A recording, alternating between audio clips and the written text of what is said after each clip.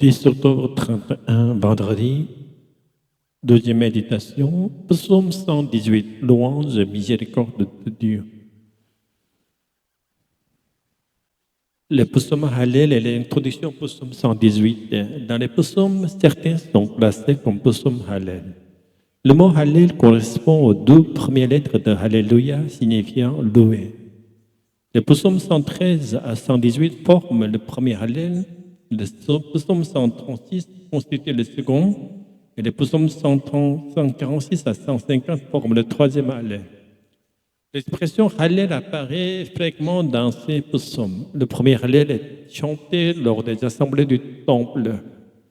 Le psaume 113, premier du premier Hallel, fonctionne comme une introduction générale. Le psalmiste considère Israël comme le peuple élu, le Dieu d'Israël qui a choisi Israël comme serviteur et peuple élu, et célèbre l'alliance, ce lien bilatéral particulier avec Dieu. Une invitation ouverte à toute l'humanité.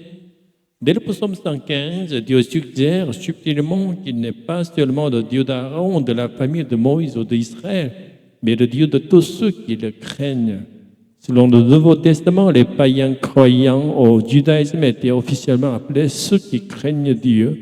Ainsi, au-delà des nations et des peuples, la foi et la crainte de Dieu deviennent le nouveau critère pour être le peuple de Dieu. Psaume 115. Pour qui craignez l'Éternel, mettez votre confiance en l'Éternel, il est votre aide et votre bouclier.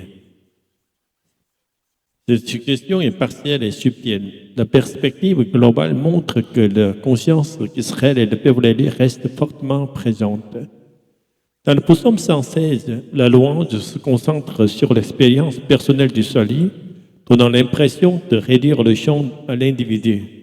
Cependant, le psaume 117, qui ne contient que 2 versets, invite tous les peuples à louer Dieu ensemble. Louez l'Éternel, vous toutes les nations, célébrez-le, vous tous les peuples. Car sa miséricorde envers nous est grande et sa fidélité dure à toujours. Alléluia. Dès l'Ancien Testament, Dieu n'est pas seulement miséricordieux envers les descendants du peuple de l'Alliance du Sinaï, mais il étend sa miséricorde à toute l'humanité. Les héritiers d'Israël ne disaient que les passages qui les convenaient. De plus, il faut garder à l'esprit que les lecteurs originaux de l'Ancien Testament étaient principalement les Israélites, ce qui explique la prédominance d'une perspective centrée sur Israël. Quoi qu'il en soit, nous devons faire attention à ne pas interpréter la Bible selon nos seuls intérêts lorsque nous la lisons. Louez Dieu pour sa bonté et sa miséricorde. Le psaume 118 invite à remercier Dieu et à le louer non pour une alliance ou une expérience personnelle du salut, mais pour sa bonté et sa miséricorde éternelle. Certes, dès le verset 5, le psalmiste raconte son expérience de salut, de délivrance de ses ennemis, reflétant la limite de la perspective de l'Ancien Testament.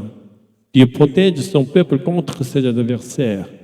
Cependant, cela vise ultimement à enseigner que nous devons nous tourner vers Dieu et non vers l'homme.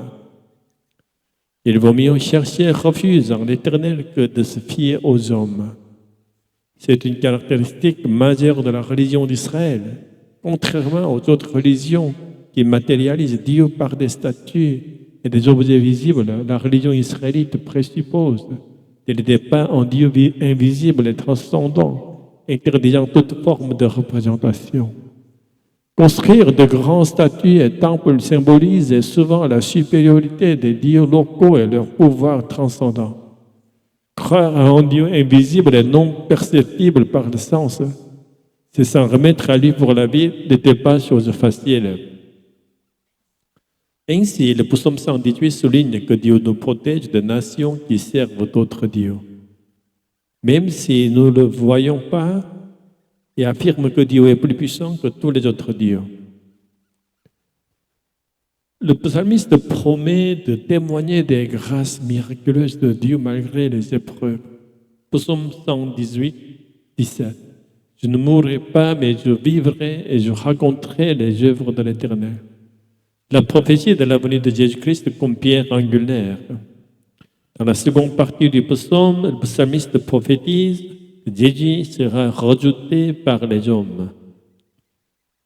Mais il viendra comme Dieu de salut et comme pierre angulaire de la maison de Dieu où les croyants séjourneront ensemble. La pierre qu'ont rejetée les bâtisseurs est devenue la pierre angulaire. Ceci est l'œuvre de l'Éternel, c'est un prodige à nos yeux. Plus tard, Jésus appliquera directement ce passage à lui-même. Et les apôtres l'interpréteront de la même manière. Jésus est venu à nous au nom de l'Éternel Sauveur. Le nom de Jésus signifie d'ailleurs l'Éternel Sauveur. Ainsi, Dieu ne nous envoie plus uniquement des prophètes, mais vient lui-même comme Sauveur. En Jésus-Christ, Dieu n'est pas un juge, mais un Sauveur. Et la condition pour recevoir ce salut n'est pas l'appartenance au peuple élu de l'Ancien Testament, mais être juste par la foi. La miséricorde de Dieu est naturelle, comme l'eau qui coule et en haut en bas, et ceux qui bénéficient de cette miséricorde et entrent dans la vie éternelle sont ceux qui répondent par la foi, s'unissant à Jésus par le Saint-Esprit. La rencontre avec Jésus par le Saint-Esprit est l'expérience de la miséricorde. Il ne s'agit pas d'une foi intellectuelle visant simplement à comprendre Jésus comme un objet. Au contraire, il s'agit de s'unir complètement à Jésus, de sorte que Jésus ne soit plus seulement un objet, mais devienne notre Seigneur, qui nous considère comme objet de sa miséricorde. Nous prions pour que la grâce du Saint-Esprit nous remplisse abondamment, afin que chacun puisse rencontrer Jésus de cette manière profonde et vivante. Alléluia, Amen.